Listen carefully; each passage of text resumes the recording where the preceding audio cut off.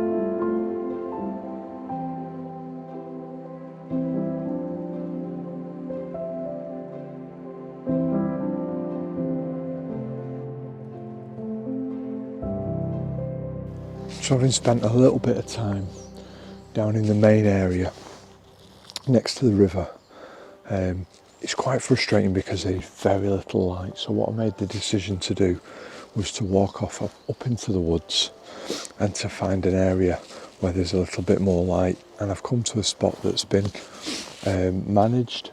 So there's a log pile just to the left of me, and there's some stumps where they've chopped some trees down, and there's definitely some new saplings that have been planted. And because some of the big trees have been felled and some of them have fallen over, we've got a break in the canopy and we've got really nice light. And then on top of that, we've got some nice stumps to hopefully get the red squirrels onto. So I've got a pocket full of sunflower seeds and monkey nuts, and I'm going to sprinkle those out, get into position, and hopefully bring them into the area.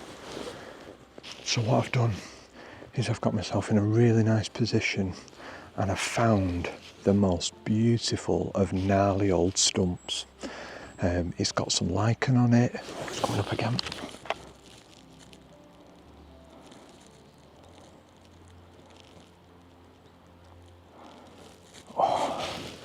It's got some lichen on it. It's got a very clear background behind it.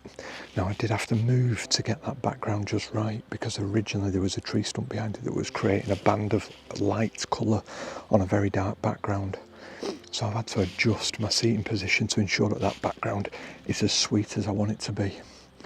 And then all I'm doing is just putting a few sunflower seeds, monkey nuts into the stem of that trunk, and they're climbing up and they're feeding on them. And if I'm really lucky, what they're doing is they're climbing up onto the top when they're feeding on it. That's happened to me once so far, but we've had to wait for probably a good 25-30 minutes before the red squirrels have come down and started feeding confidently. But it's magical.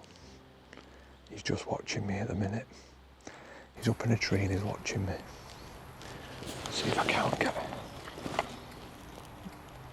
Oh, that was nice.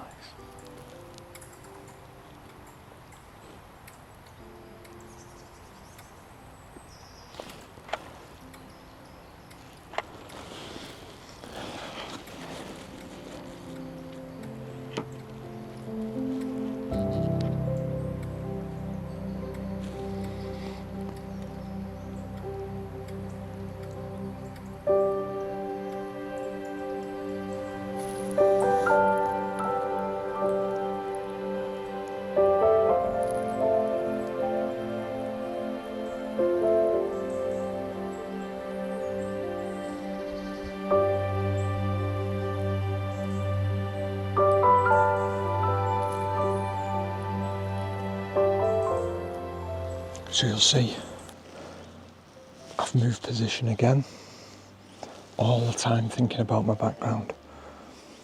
And all I've done now is created,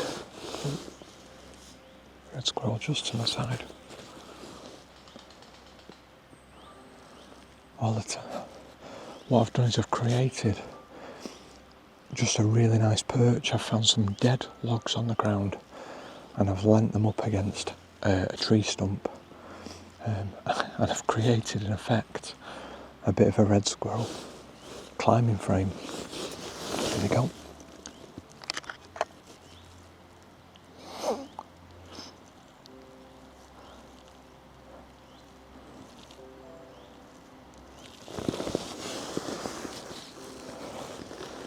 And unlike birds, when you create perches, back again, and you have to leave them out for several weeks, squirrels are genuinely not that bothered, and they're actually quite curious of something that's new. So once you've got your perches just how you want them, then it's just a case of getting yourself in position. They're coming so close to me now. I find it so interesting that when I first came here, they were really wary of me. And they were actually shouting at me from the trees. And I've been sat here now for about an hour, and they're coming now within, well, they're that close I can't focus on them with the 400mm lens. And it just goes to show that a little bit of time, some gentle fieldcraft, and you're getting some very, very good rewards.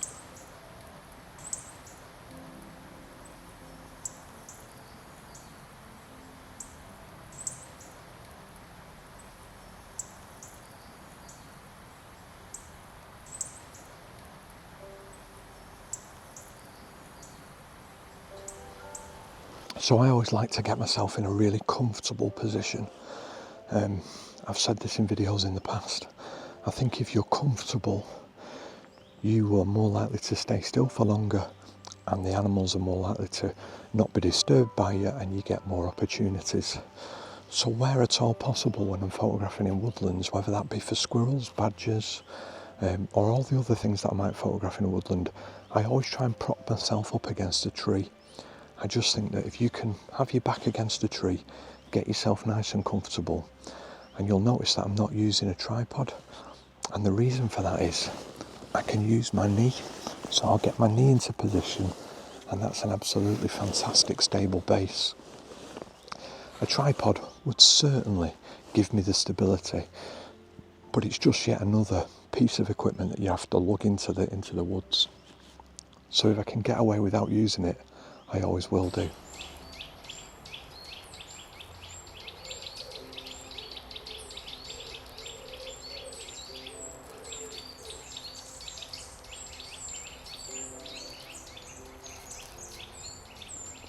So I'm going to very quickly talk about settings.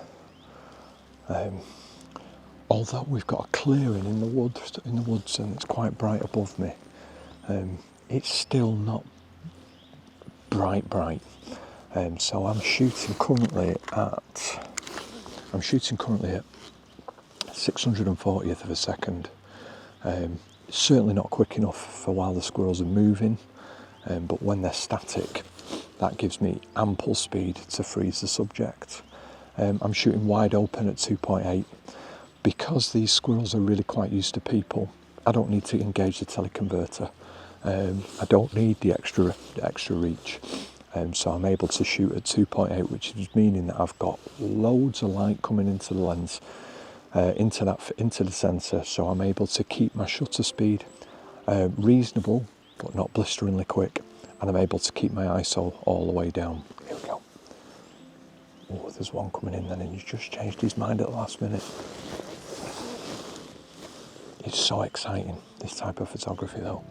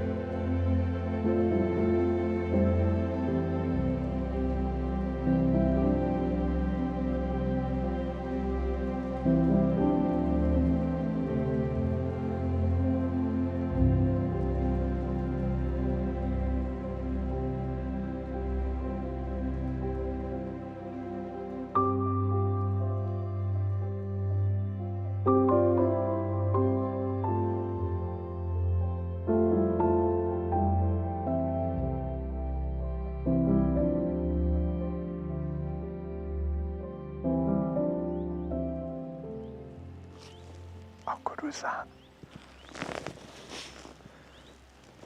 So he went up onto the post, grabbed a monkey nut, and then run off with it. But as he was running off with it, I don't know whether the camera would have picked it up, possibly, because he ran just by the bottom of my feet and then off in the distance behind me. It's just magical. What an absolutely magical experience it is. And don't forget, we're in England, and there aren't many strongholds of the red squirrel left. In fact, the Penrith and District Red Squirrel group have actually had some of their sites now be affected by squirrel pox, which is just devastating. It's such a deadly disease for red squirrels. Grey squirrels carry it, and it doesn't seem to affect them at all. But it is devastating to the red squirrels. And a site not a million miles away from here has recently had squirrel pox, and there is a good chance that their entire population of red squirrels will be decimated for it. So it's really important that they keep these sites as secure as possible. And as much as I don't particularly like any form of animal cruelty, the capturing and culling of greys in this area has to happen to be able to maintain the reds. And let's not forget, I know it's not the grey squirrel's fault, but they're not an indigenous species. They've been introduced here. They're an American squirrel, and normally I have to travel all the way up to Scotland to photograph these. So I'm absolutely blessed that I've got a location that's not much more than 2 hours from my front door, and I get to spend beautiful days like this. Now normally I would do this at the end of my video, but I've decided to do it in the middle. If you're enjoying this video, please give it a like. If you've not yet subscribed, why not? Because you should have. In all seriousness, it does wonders for the channel. All you have to do, oh, here comes a little red squirrel. All you have to do is press a button.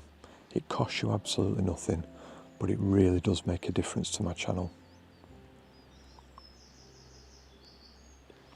We've got to buy me a coffee. I'll pop the link at the bottom. If you don't mind going on and want to show that little bit of appreciation, click onto the website. The link will be in the description as well, and you can show your appreciation by buying a coffee.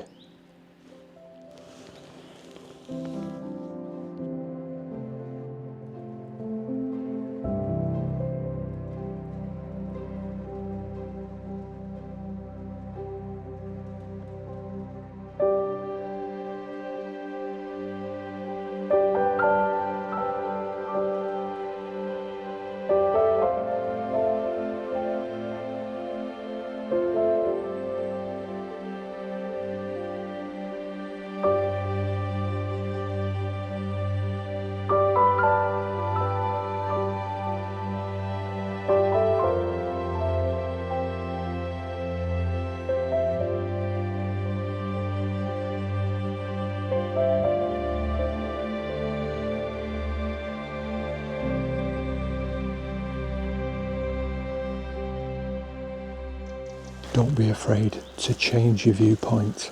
Once you've got a load of shots, move around, change your elevation, go high, go low, and every time you're creating something that little bit different and a little bit unique.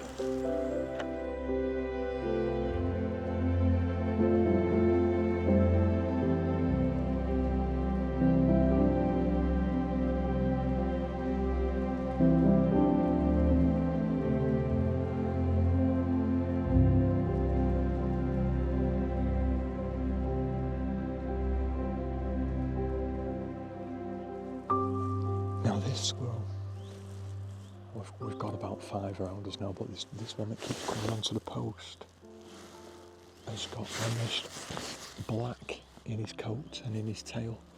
It's a beautiful coloration, and I've not seen one quite like that before. I'm just hoping that he comes up onto the top of the post now so I can get some pictures of him, because he's really, really unusual and very, very beautiful. But we've got so many around us now.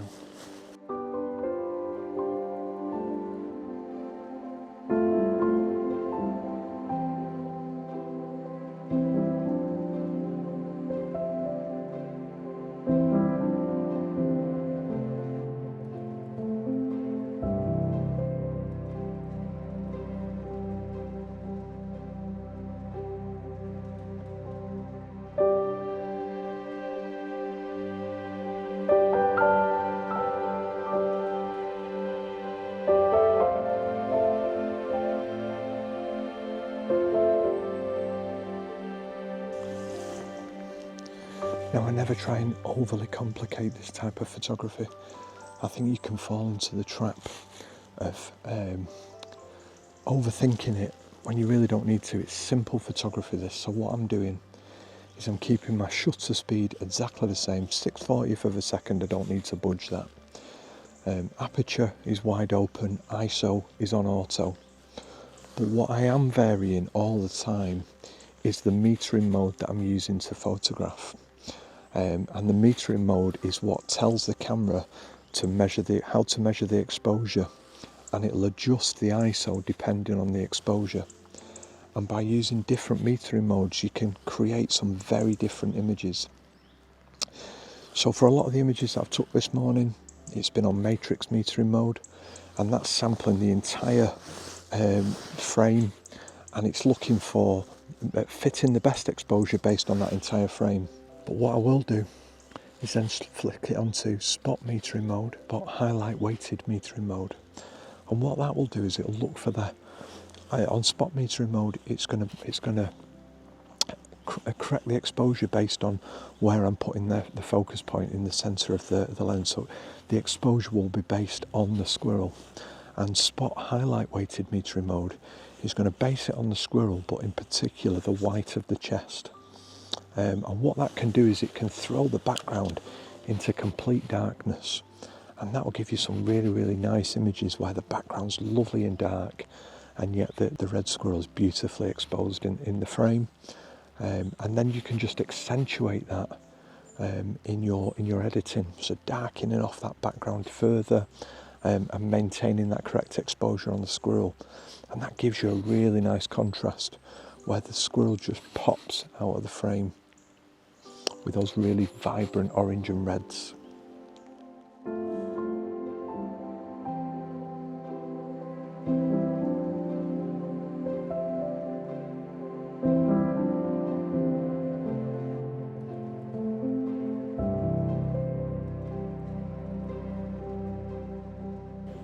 Well, that has to be the perfect way to spend a Sunday morning in beautiful woodland, surrounded by nature, photographing the iconic red squirrel. And they're still coming thick and fast, despite me stood up and talking. It's been a wonderful morning and something that has been good for the soul. I've enjoyed spending probably the best part of about 4 hours in my own company, just in my own solitude, enjoying the peace and quiet and the wonderful sounds of nature. Red squirrels, they're just the most beautiful of Britain's wildlife. I do hope that my children's children get to see them, and I do hope that we learn how to protect them. A buzzard crying overhead.